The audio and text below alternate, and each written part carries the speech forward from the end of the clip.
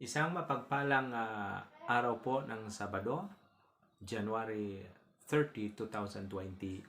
Patapos na po tayo sa buwan na ito at ating tandaan, ang utang pwede mong takasan at kalimutan. Pero hindi mo pwedeng baliwalain ang kahihiyan.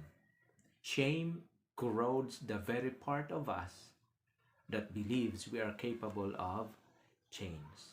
In the book of John chapter 8 verses 1 to 5 and 1 to verse 7, at dawn he appeared again in the temple courts where all the people gathered around him, and he sat down to teach them. The teachers of the law and the Pharisees brought in a woman caught in adultery. They made her stand before the group and said to Jesus, "Teacher, this woman was caught in the act of adultery. In the law of Moses commanded us to stone such women. Now, what do you say?" When they kept on questioning him, he straightened up and said to them, "Let any one of you who is without sin be the first to throw a stone at her." Have you ever dealt with the same feelings of guilt and shame? Nakakaranas na po ba kayo ng kahihiyan? May ginawa kayo na talagang nakakahiya? In fact, meron pong isang tao na palagi niyang ipinaalalahanan ang kanyang anak na huwag kang gagawa ng mali na hindi ko mapapatawad. Nung nag-college na ang kanyang anak, biglang nag-iwan ng suicide note. Nag-suicide yung anak niya dahil sabi niya, "Nay, may ginawa akong hindi mo po mapapatawad dahil sa kahihiyan." Kaya nagpakamatay. Mga kaibigan, ang ating topic ngayon is God is able to rescue you from shame. At dito po tayo tumutok sa John chapter 8. Tungkol po ito sa the woman caught in the act of adultery. Okay? Verses 1 to 11. Now, balikan po natin dito po sa Genesis chapter 3 verse 10. Ang sabi po ng Bible, "I heard the sound of you in the garden, and I was afraid because I was naked and I hid myself." So, pagkatapos na nagsalita ang Diyos about His good creation into being, sinabi ni Adan sa Diyos ang first declaration of shame dito po sa Genesis 3 verse 10. Fear, embarrassment, at being exposed, at itong si Adan at si Eva ay nagtago. Moments later, pinaratangan ang iba pa upang makatakas po siya sa tinatawag na scrutiny of his own sin. Kaya, "Adan, bakit mo nagawa? Ang babae, ba't mo ito nagawa? Yung ahas." Something like that. So, ito ang style o ating kagawiang mga tao. Gumagawa tayo ng mga kahihiyan at kasalanan. But we hide and accuse, trying to hang our shame on other people. Hindi po natin kaya aminin o magiging accountable man lang or may pananagutan sa ating ginawang pagkakasala. So ano ba itong shame o kahihiyan? Well, ang shame, it is the painful emotion that is caused by a consciousness of guilt, failure, or impropriety that often result in the paralyzing conviction or belief that one is worthless, of no value to others or to God, unacceptable, at karapat-dapat na itakwil. Tandaan po natin na ang shame at ang guilt are not the same thing. Hindi po sila magkatulad. May mga bagay na kailangan nating hindi mahiya, tulad ng pag-proclaim ng gospel at pagiging Christian. Sabi ng Romans 1:16, "I am not ashamed of the gospel." Sabi naman ni Peter in the book of Peter 4:16 rather siguro, sabi niya dyan, "If you are suffering as a Christian, do not be afraid or do not be shy or have no shame about it." So sa araw po nito, ang ating topic ay God is able to rescue you from shame. Now, maraming mga tao ang naging sanhi ng kanilang pag-suicide at pagbigti sa sinabi ko kanina ay sobrang kahihiyan. Nahiya sila na hindi po sila pumasa sa mga board exam. Nahiya sila dahil sila po ay nabiktima ng sexual abuse, spouse abuse, or even child abuse. Nahiya sila dahil hindi na nakamit ang gusto nilang makamit. At saka nahiya sila dahil pinagalitan sila ng husto.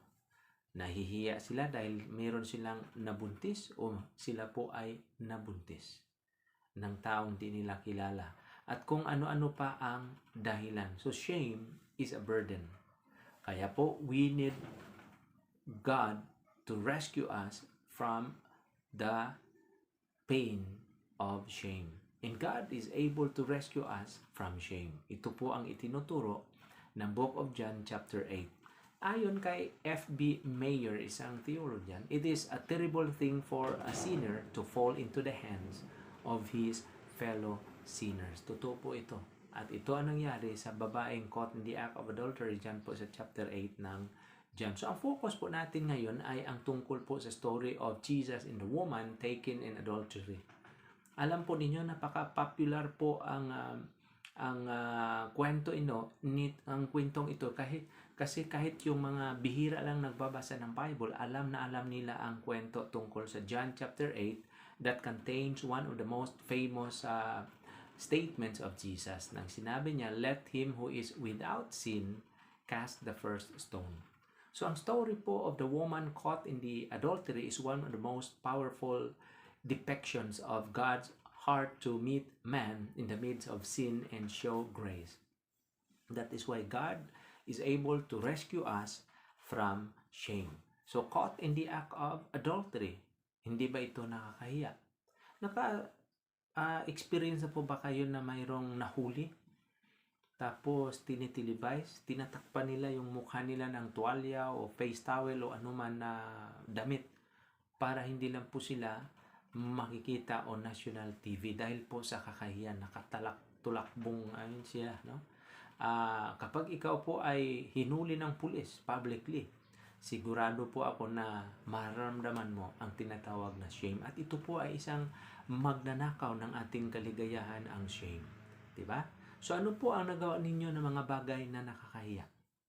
Kung ano man yon, good news. God is able to rescue you. So balikan po natin ang background ng kwento mula sa John chapter 8 verses 1 to 11. After spending the night in the Mount of Olives, ito pong si Jesus dumating doon sa temple area. At maagang-maaga pa habang siya po ang dami-daming tao nakikinig sa kanyang mga katuruan, ang mga scribes and Pharisees ay may bit-bit, may kinakalagad na babaeng caught in the act of adultery sa kanyang harapan. At sabi nila doon, ayon sa kautusan ni Moses, ang babaeng ito ay must be stoned to death. Alam mo, stoned to death. Yung lalaki, strangulation. Kung hindi po kayo nagtaka sa story dyan, iwan ko kung saan ang lalaki. But their purpose is just to trap Jesus. Kasi pag sinabi ni Jesus na patayin yung babaeng yan, mananagot siya sa Roman government dahil sila lang po may karapatan mag-impose ng death penalty. Ngunit kapag sinabi ni Jesus, uy, maawa kayo sa babae, huwag nyong patayin, ay bawal din yan sa Jewish law. Dahil sa Jewish law, sa law ni Moses, ang babaeng nag-commit ng must be stoned to death. So, ang ginawa ni Jesus, sumusulat. Alam mo kung anong sinusulat ni Jesus? Hindi ko rin alam dahil hindi nakasulat sa Bible. Siguro sinusulat ni Jesus doon niya itong accuser na to, si Raulo, ito, ganyan, magnanakaw, something like that. So sabi niya, anong yung sabi? Pinipilit nila ngayon si Jesus. So si Jesus tumayo, sabi niya, he who is without sin must cast the first stone. Yan po, let the one among you who is without sin be the first to throw a stone at her. And one by one, ang mga accusers ng babae ay biglang nawala until only the woman and Jesus remains. Sabi ni Jesus, woman, did no one condemn you? Sabi ng babae, no one, sir. Ang sabi ni Jesus, neither do I condemn you. Go and sin no more. Mga kapatid, Doon po ang ginawa ni Jesus ay isang pagpapakita ng grace of God. Na kahit ano pang horrible things ang nagawa natin na nakakahiya. Imagine mo yung babae, kakalad ka rin ka. Ha? Tinitingnan ka ng maraming mga malisyusong tao publicly. Pero ito po ang kasagutan. If you are suffering from whatever shame, from madlang people, may good news po tayo. Jesus can rescue you. Ang gagawin lang po natin, puntahan natin si Jesus because He understands everything that is happening to us. Ha? Yan po ang nangyari doon sa babaeng caught in the act of adultery. It shows, Jesus showed the fullness of grace for your sin and for my sin. So ang tanong ko ngayon, iwanan sa inyo, are you suffering from kahihiyan? Ang sagot po, come to Jesus. He is able to rescue you from shame. Whether private or public, shame is always painful. And unless you deal with it, it is permanent. Unless you get help, hindi po makatanggap kayo ng kalakasan. Come to Jesus because Jesus is able to rescue you from shame. Tayo po ay manalangin. Lord, nagpasalamat po kaming lahat today. Thank you as we conclude this new topic about you are our rescuer. Lord, we hope and pray that we will always believe and trust that you can rescue us from this shame that we experience and have done. Be with us, strengthen us in the name of Jesus. Amen.